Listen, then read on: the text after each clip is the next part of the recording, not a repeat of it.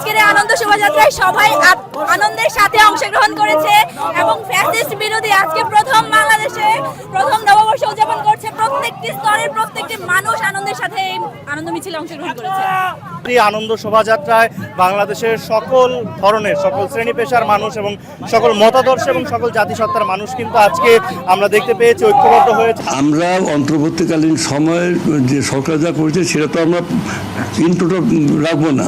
আমরা তো মনে করি যে এই মানে মঙ্গল শোভাযাত্রার পরিবর্তে আনন্দ শোভাযাত্রার দেশে ধন্যবাদ জানাই, কিন্তু এটা দেওয়ার কোনো প্রয়োজন ছিল না।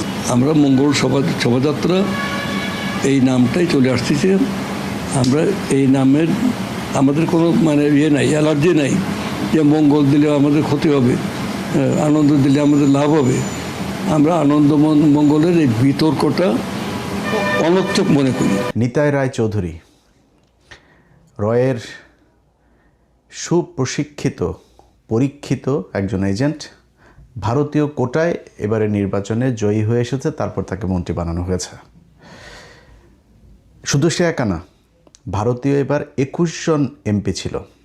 আমি আপনাদের বাংলাদেশের প্রতিটা মানুষের বলবো, আপনার এলাকায় বিএনপির যে ক্যান্ডিডেট আছে, যিনি পাশ করেছেন তিনি তো হয়তো এখন স্বীকার করবেন না, সম্ভাব্য প্রার্থী যারা ছিল, যারা মনোনয়ন পায় নাই, সবার কাছে গিয়ে জিজ্ঞেস করেন নির্বাচনের আগে তাদের কাছে বিশেষ একটা নাম্বার থেকে ফোন এসেছিল, এবং আমি 3-4 জনের কাছে শোনা 3-4 জনের নাম্বার মিলায়ে আমি ওই সেম নাম্বারই পেয়েছি। ওই নাম্বার থেকে ফোন করে সবাইকে বলা হয়েছে যে আপনি আমাদের হয়ে যদি কাজ করেন তাহলে আপনার মনোনয়নের ব্যাপারে আমরা বিএনপিকে করব।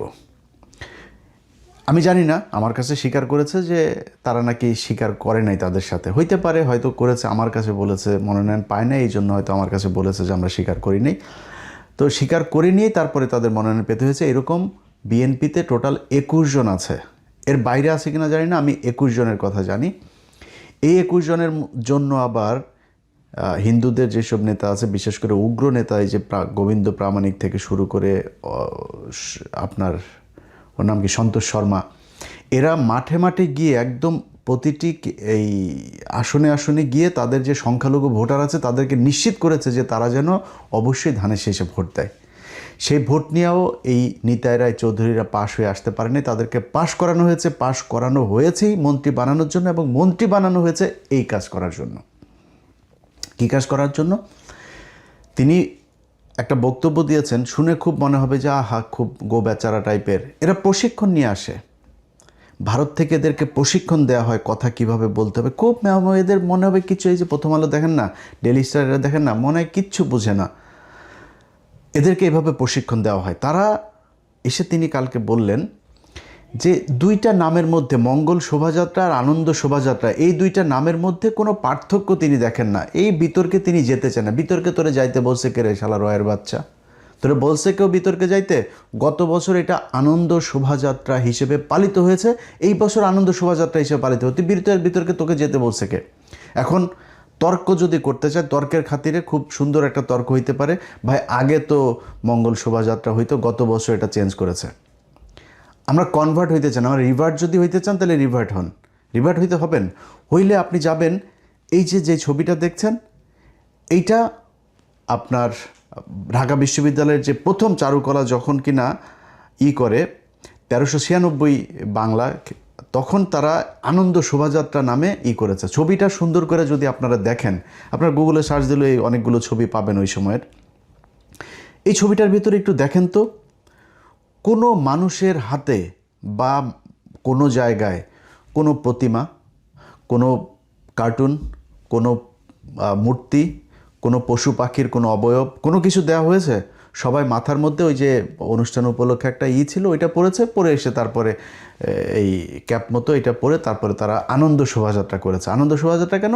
বাংলা নববর্ষ, আমরা যেহেতু বাংলাদেশি, সেই হিসাবে আমরা বাংলাদেশের করব। কিন্তু এইটাকে কেন্দ্র করে আমরা ধরেন, আমরা তারপরে মঙ্গল শোভাযাত্রা, মঙ্গল কথাটাও তো, মঙ্গল তো ভালোই, তাই না? শুনতে ভালো লাগে না? আমাদের কোনো সমস্যা ছিল, আমরা এতদিন ধরে এগুলো পালন করে এসেছি। এই ভারত এবং আওয়ামী লীগ তারা আমাদের চোখে আঙুল দিয়ে দেখিয়েছে যে না, এগুলো করা যাবে না, কারণ এগুলো করিয়ে তোমাদেরকে দিয়া তারপরে মূর্তি পূজা করানো হচ্ছে। কেমনে করানো হচ্ছে আমি আপনাদেরকে একটু বলি। আমি আজকের প্রোগ্রামটা করতে পিনাকি দাদার একটু সহযোগিতা নিয়েছি। উনি এই বিষয়গুলো নিয়ে আগে একবার কথা বলেছিলেন। ওনার দুইটা ভিডিও আমি দেখেছি, ভিডিওগুলো দেখে সেখান থেকে কিছু বক্তব্য আপনাদেরকে আমি ব্যবহার করব। আচ্ছা, সেখানে একটা গান আমরা দাদার মুখ থেকে, এই যে নববর্ষের যে গানের মাঝখানে যে কথাগুলো বলে, দাদার মুখ থেকে একটু শুনি, আপনারা শুনেন আগে। পয়লা বৈশাখে যে গানটা গায় সেটা কি আমরা গ্রহণ করতে পারি? পয়লা বৈশাখে ওনারা বেনি দুলায় গান গায় আর কি, তার মাঝে ফুল টুলো গুজে দেয় আর কি, একটা দুইটা। তো কয় কি তারা কি গান গায় মনে আছে? গান গায়, তাপস নিঃশ্বাস বায়ে মুমূর্ষরে দাও উড়ায়ে, বৎসরের আবর্জনা দূর হয়ে যাক, এসো এসো অগ্নি স্নানে শুচি হোক ধরা। যা কিছু পুরাতন সেটা কি জীর্ণ হোক, তাই আমরা তো পুরানা, দিনে দিনে আরো পুরানা হই, তাই না? শেখ মুজিবও তো পুরানা, মুক্তিযুদ্ধ তো পুরানা, তাই না? বাংলাদেশও তো পুরানা, 50 বছর হয়ে গেছে। আজান মঞ্জিলও তো পুরানা, ঢাকা বিশ্ববিদ্যালয় তো পুরানা, তাই না? কান্তজির মন্দিরও তো পুরানা, তো ওইটারে কি আমরা উড়াই দেব? হ্যাঁ, যা কিছু পুরানো সেগুলো তো আমাদের স্মৃতি, সেটা আমাদের ইতিহাস, সেটা আমরা আজকে যা হয়ে উঠছি সেই হয়ে ওঠার ইতিহাস। পুরানোটা কি আমরা ভাষায় দিতে পারি? পারি না তো। মুমূর্ষকে আমরা উড়াই দিতে পারি না তো। তাহলে রক্ষা করা আমাদের কর্তব্য, মুমূর্ষরে আমাদের রক্ষা করতে হবে। অগ্নিস্থানে পৃথিবীর শুচি করতে হবে, তার মানে পৃথিবীকে অশুচি, অপবিত্র? পৃথিবী তো অশুচি অপবিত্র না যে তারা আগুনে পুড়াইয়া পবিত্র বা শুচি করাইতে হবে। আগুনে দিয়া পুড়াইয়া শুচি করায় তো অগ্নি উপাসকেরা। আমরা কি অগ্নি উপাসক? আদার বা অপর অন্য, সে আপনার দুনিয়ারে অপবিত্র বা অশুচি কইরা রাখছে, আপনি তারা জ্বালাইয়া পুড়িয়া দিয়ে পবিত্র করবেন। এটা হইতেছে ওয়ার অন টেররের প্রজেক্ট। আপনারা এই গানটারে মোটিভ বানান, আপনারা এই গানটারে থিম বানান, এই গানটার গান মূল মোটিভে চক্ষু বড় বড় কইরা ভয় দেখানি জলজলে সূর্য থাকে। যাই হোক, বুদ্ধি আছে, হাতে তো কার্পেট বোমা নিয়ে শোভাযাত্রা করা যায় না, তাই না? এইভাবে ওয়ার অন টেরর গেলাইতেছেন। হ্যাঁ, ওয়ার অন টেরর জিন্দাবাদ তো কইতে পারেন না, তাই কারণ অগ্নি স্নানে শুচি হোক ধরা। বাহ, কি চমৎকার বুদ্ধি! দেখেন, গানটা শুনতে তো খুব ভালো লাগে। আমরা ছোটবেলা থেকে, আমি নিজেও তো এই গান খেয়েছি বোধহয়, মানে মনের অগোচরে, যে এসো হে বৈশাখ এসো এসো, কি সুন্দর, আহা হা, কি সুন্দর অসাম্প্রদায়িক একটা গান আমরা শুনি। বৈশাখ মাস আসলে এই গান যদি না বাজে তাহলে তো বাঙালি পনাই তো আর থাকবে না, এই বাঙালিত্বই পুরা নষ্ট হয়ে যাবে, এটা মনে করে আমরা গেয়েছি। কোনো সমস্যা নাই কিন্তু এখানে।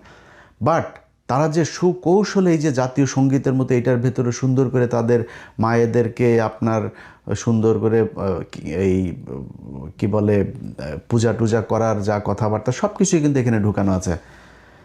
এখন এই যে জিনিসগুলো, যে বিতর্কগুলো যে আসলো, এই বিতর্কগুলো কেন আমাদেরকে এতদিন ধরে আমরা কিন্তু এগুলোর কোনো কিছু আমরা হিসাব করি নেই।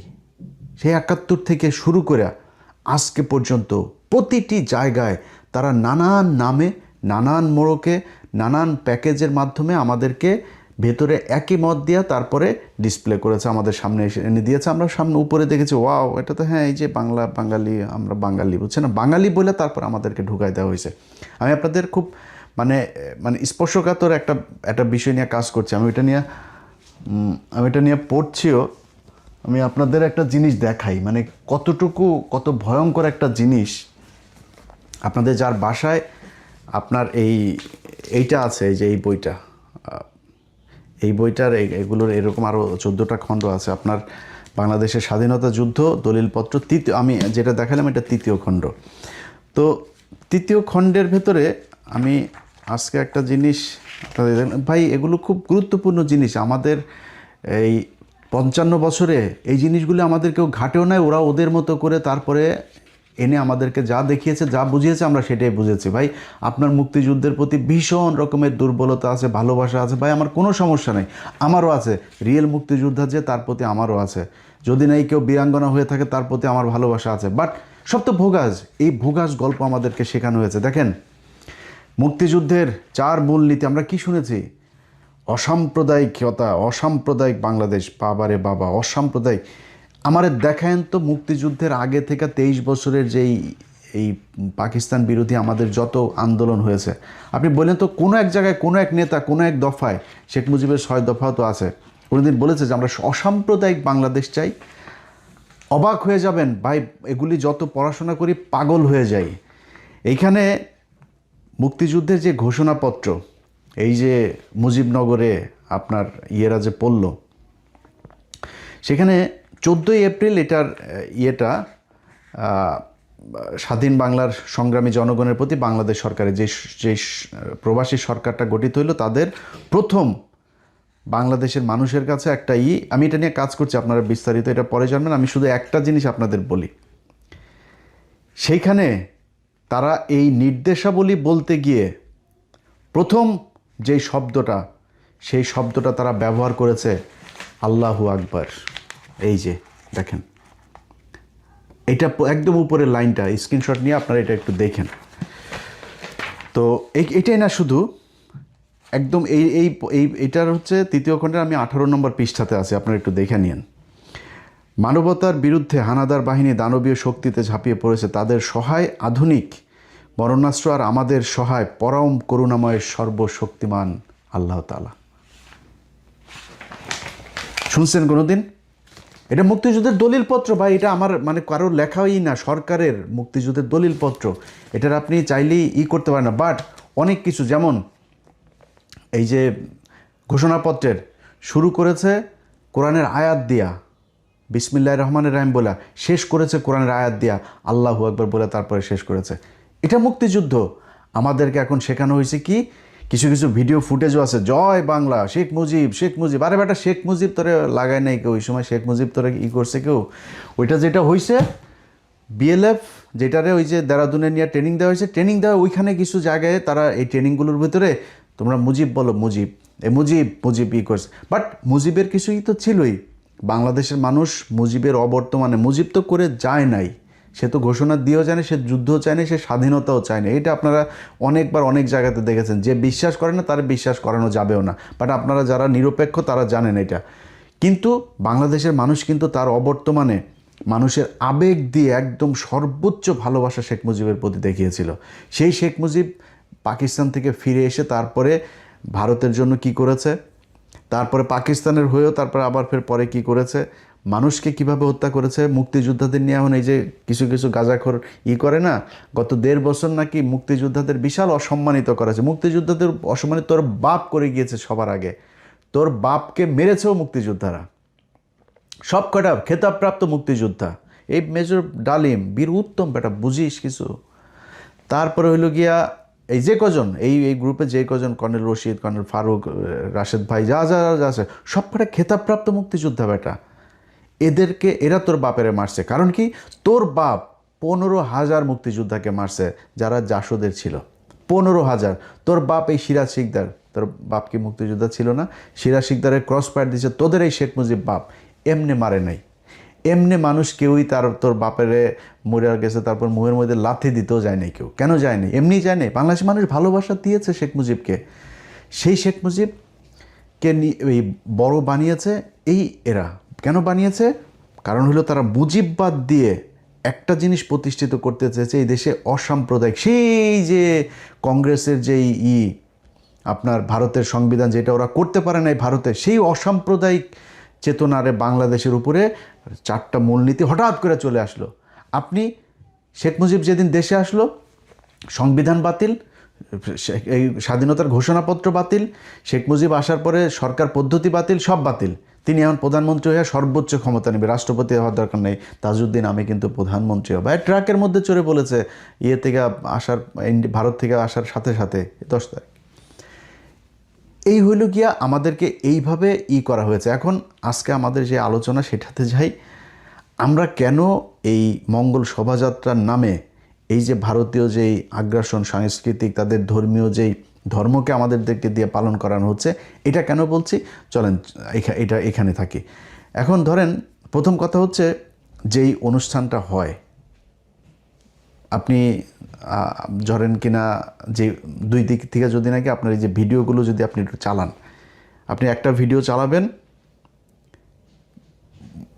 মূর্তি পূজা চলে না, মানে ওদের পূজাগুলো চলে না, দুর্গা পূজা, লক্ষ্মী পূজা, বিভিন্ন পূজা হয় না, ওদের এই পূজাগুলোতে যাবেন, পূজার একটা ভিডিও ফুটেজ চালাবেন, আর নববর্ষের একটা ভিডিও ফুটেজ চালাবেন।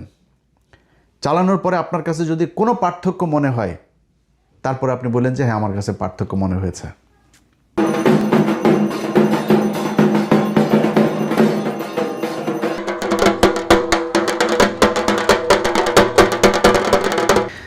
আচ্ছা, এই যে ঢোল বাজাবাজি দুইটার ইয়ের মধ্যে আপনার কাছে কোনো জায়গায় পার্থক্য মনে হয়েছে যে ওদের পূজাটারই আমাদের এখানে পূজা করানো হচ্ছে আমাদেরকে দেয়া, তারপরে সমস্যা নেই, ঢোলটা বাংলাদেশের সাথে যায়। এই যে ছায়ানটের সকালবেলা যায়, তারপরে সেই যে রবীন্দ্রসঙ্গীত, বাংলাদেশের কোন বাঙালি ঐতিহ্যের মধ্যে রবীন্দ্রসঙ্গীত আছে আমার বলেন?